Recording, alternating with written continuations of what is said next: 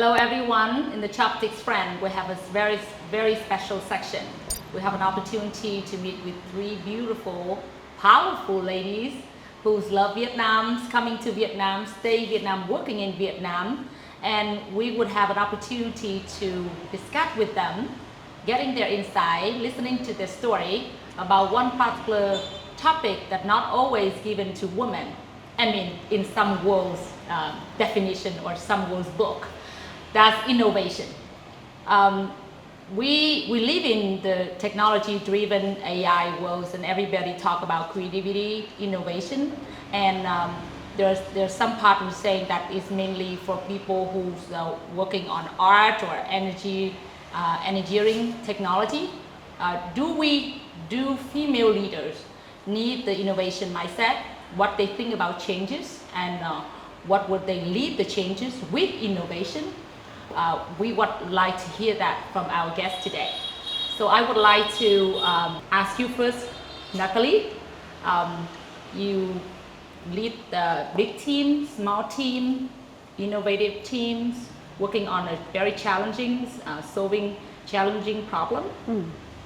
And when you think about innovation, like so many people talk and name it, everywhere we're saying it. I remember it's one big group already defined. Leading the chain or leading innovation is one of the top capacity or ability of the leader. And they use that to measure the ability of the leader in order to lead the team or not. What do you think about that? How would we define or really work on that term innovation in that sense, especially for female leaders?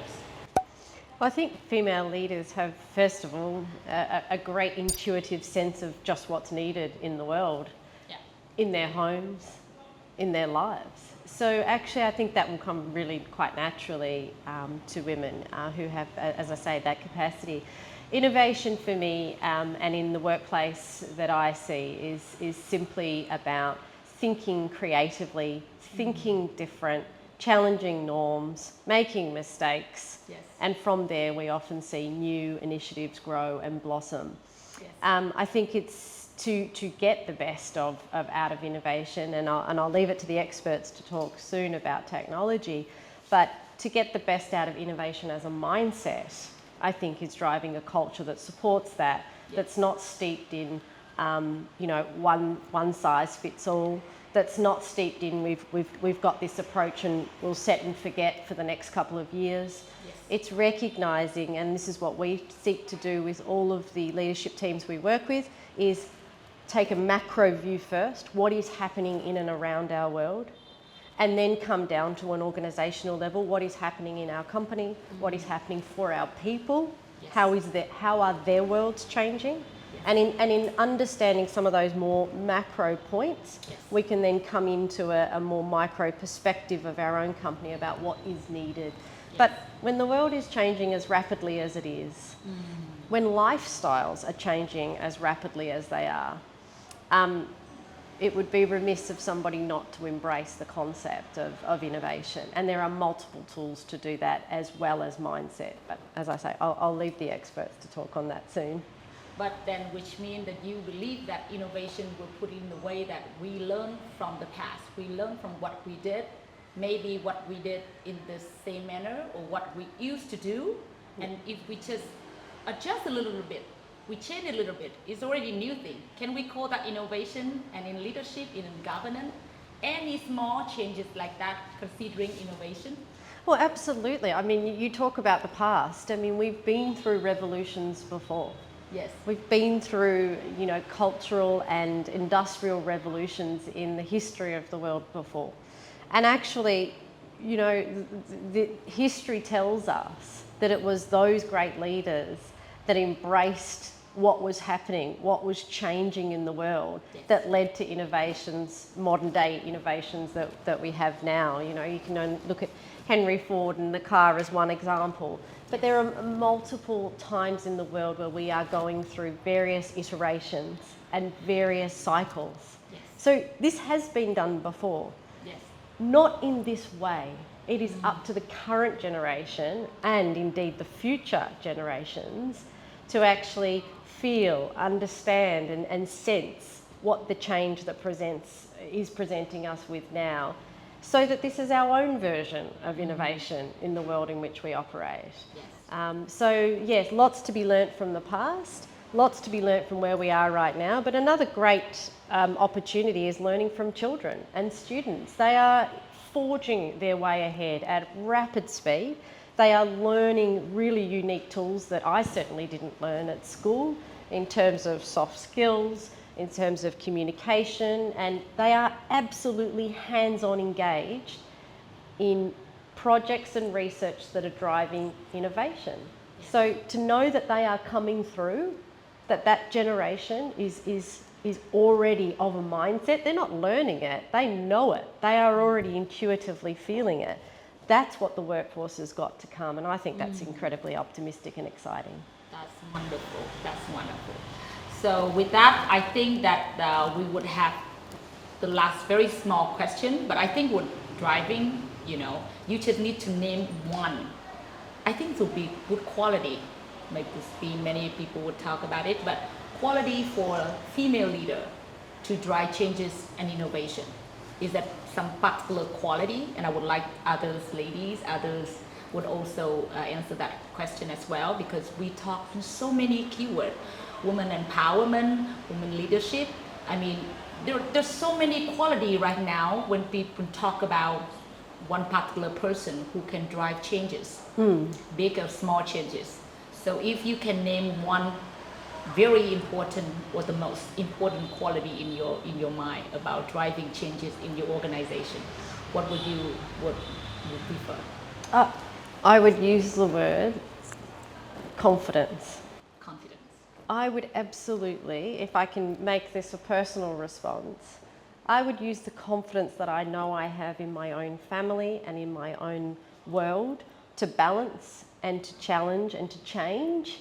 We're constantly adapting as a family always, whether we're travelling, moving, raising children, juggling work and family life, juggling personal requirements. That confidence, though, in how we approach life can also be taken into the workplace. Have confidence to change and have confidence that those skills that we have as women are not something we leave at our door at home. We keep carrying that confidence into the workplace and encourage others to do the same. I like that. Confident, yes. You learn and you do everything to get that confidence. That's meant almost everything and cover everything. I like that. Thank you so much. So Christine, as a leader in technology, AI and all things, people still need to even, look into it and start to think, should I learn about it and how I can do it? And then would be somewhere that you are different from other leaders like us. Is there any other specific or different thing from the female leader in technology to driving changes and innovation needed? Absolutely. And different from other ladies. I want to focus on that. So absolutely. So being the woman in technology, I'm often the only one or one of the few. And so that's really tough. So I think there's a lot more opportunity within technology space to have more women and more women leaders and to develop that. And I think to me that's super important because the great pay equalizer is going to be digital fluency. It is going to be where we are today in terms of technology and AI. And so really passionate about organizations like Teach Girls How to Code and really try to instill more STEM in a lot of young women and really bringing them up, because it's really important, because we're still underrepresented and we need more smart women minds, especially when you're thinking about leadership. We need to create that pipeline for leadership on the top, so that won't be standing as just the one or one of a few, but that just becomes the normal set within leadership and technology. So like you say that you would need to find a way to empower more female leaders. Correct. And part of that would be creating a pipeline. Yes. That pipeline would actually, take the way to help as many as possible. Is that what you're saying? Absolutely. Is that any biggest challenge to do that? It is the biggest challenge, and there's been so much research around what does that mean, not just from like the Western perspective, but really from a global perspective on what digital fluency could do for women in underrepresented, countries and communities, particularly for women. And it really is a fact from an economic standpoint that this is the great, equalizer in terms of pay, in terms of representation. And so that really becomes more important for us to nurture more talent, more women talent in STEM and technology. Still about innovation, I just want to share with you, Alison, with all the ladies, we are working on this very interesting project. Like you were in manufacturing where we started, and then hospitality, and then, AI or engineering.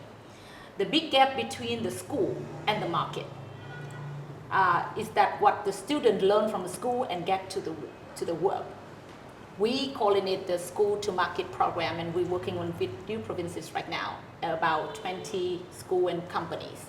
And in order to get to that innovation, we have 4 steps to get there. For every one single student become a worker or manager, is that coming from single loop feedback. Can give one feedback in their work. The second level is they can do double loop feedback, where they actually can see the problem and then can actually explain why the root cause come from. The third level is, can you actually suggest some way to improve that? Because that all combined with the ability for young people to put their effort, patience, energy, problem solving, you name it, like 100 of them. But when it comes down to the result, that is the third one. Can you suggest some changes or suggestion for change?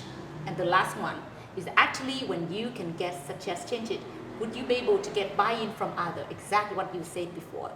To turn that idea into something called solution or even innovation. We even call it fast failure intelligent if they fail.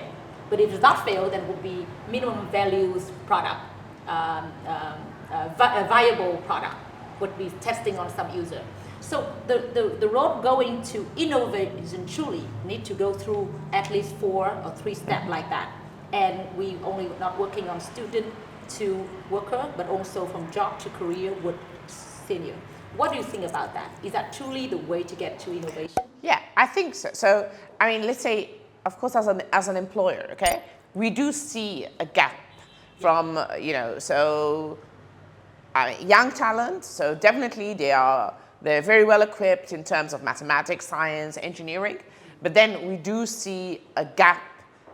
They're not ready to, set off and run into the workplace. Yes. So, and the gaps we see is when it comes to problem solving, yes, ability to navigate a global organization, so working in different cultures, also about expressing themselves confidently in a global setup. So I think with a program like this is definitely a very good step forward, because of course keeping in mind how is the education system today. So education system today, first of all, is still based on traditions, Confucian time, where authority, so there is hierarchy and the respect for authority. There is too much memorizing, okay, and there's too much emphasis on focus on the results from the exams, okay. So that is definitely a very big gap, okay, to how we expect people to be equipped for the working world. Yes. So I think working in an environment where they can show collaboration, first of all, working in a project, yes, okay, so collaborating with others, being able to see other people's perspectives, come to that project. Yes, Yes, come to a consensus. Yes. Okay, another step is, again, as you said, giving feedback. Yes.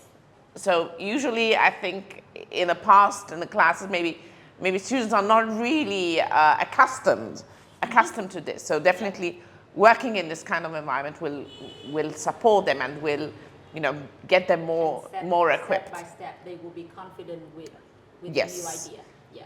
And next is, of course, problem solving. Understanding the root cause is key to ensuring that a problem is fixed, yes, and not just working on a superficial level. Yes, yes, definitely. So all this will definitely support the kind of skills that we are looking for in the workplace today. Yes, and not just skill, it's attitude, it's ability. Exactly. So the very last one, is anything different? Because we already talked about female leader. How about female worker, female employee, female manager in general?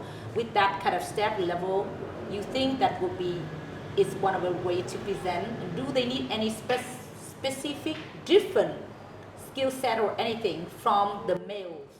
So I always say, women just need to believe in themselves. Women are as capable as men. Just keep saying that in our brain. So Tell we just them have to. every day.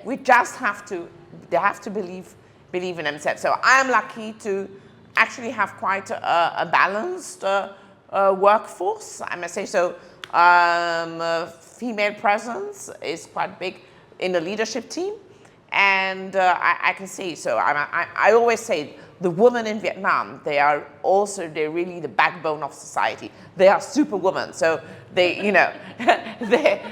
they have to they're the drivers in the family, looking after the children, looking after maybe also the parents, and then are also very powerful at work. Thank you so much.